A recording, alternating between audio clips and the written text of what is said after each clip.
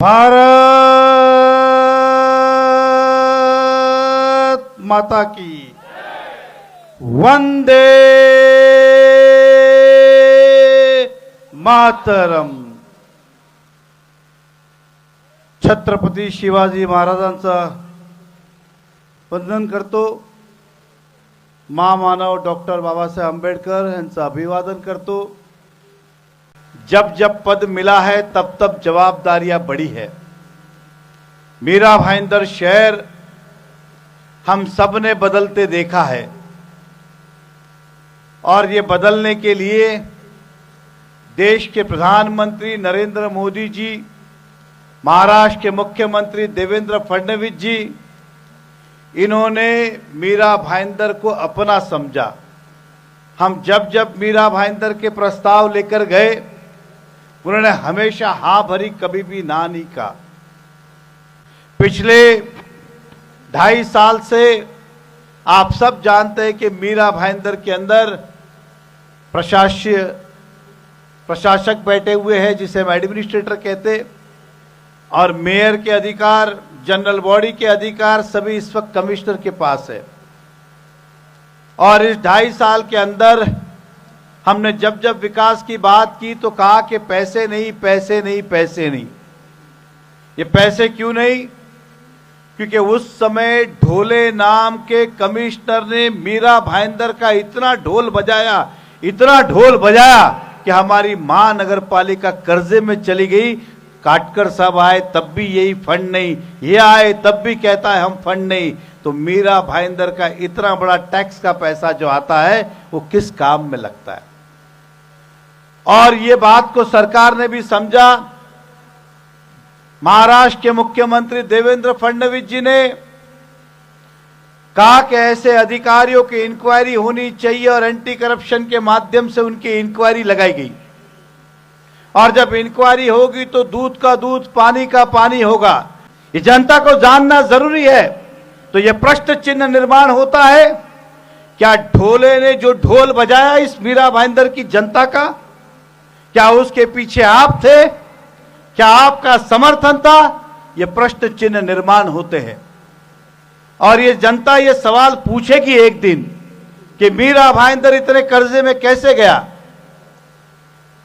Administrator के राज के अंदर पेंशन के पैसे वापरे गए, सारे फिक्स्ड डिपॉजिट तोड़े गए, इल्लीगल तरीके से परमिशन दी गई और आज जनता भुगत रही है। लेकिन आपको विश्वास दिलाते कि हमें विश्वास है आप सबके आशीर्वाद से फिर एक बार मीरा भाईंदर में भारतीय जनता पार्टी का झंडा लहराएगा और इन सब की इंक्वायरी की जाएगी।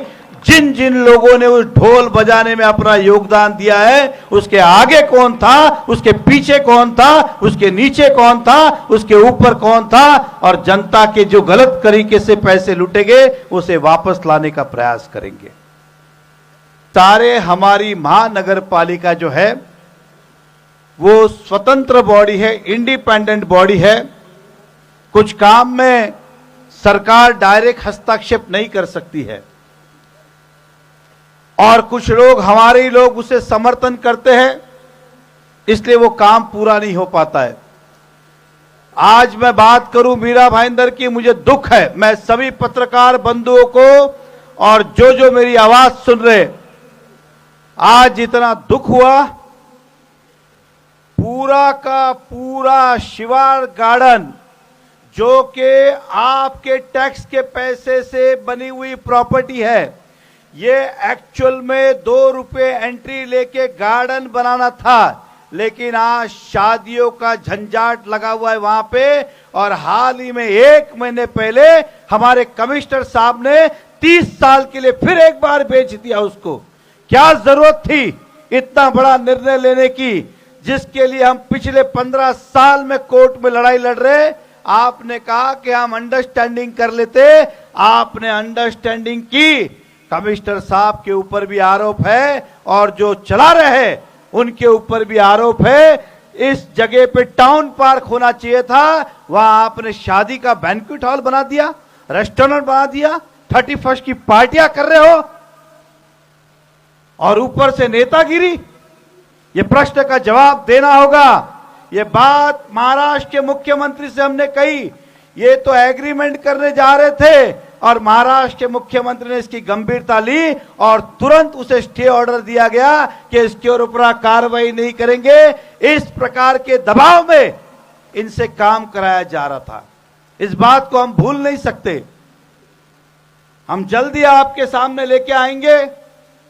जो लोग विकास की बात करते हैं कि देश के प्रधानमंत्री नरेंद्र मोदी जी और महाराष्ट्र के मुख्यमंत्री देवेंद्र फडणवीस जी ने जिस प्रकार से मीरा भाईंदर में विकास किया है, जनता का जनाधार जो है वो भारतीय जनता पार्टी के साथ है। ये हमारा अटूट विश्वास है और हम भी आपसे वादा करते, अगर आप देंगे तो हम भी घर नहीं बैठेंगे, उससे दुगना आपको विकास के माध्यम से हम लौटाने का प्रयास करेंगे। मैं फिर एक बार सभी को धन्यवाद देता हूं और सभी को यही कहूंगा कि आपका आशीर्वाद मिले और साथ मिले, सपोर्ट मिले। जय हिंद, जय महाराष्ट्र, जय भारत।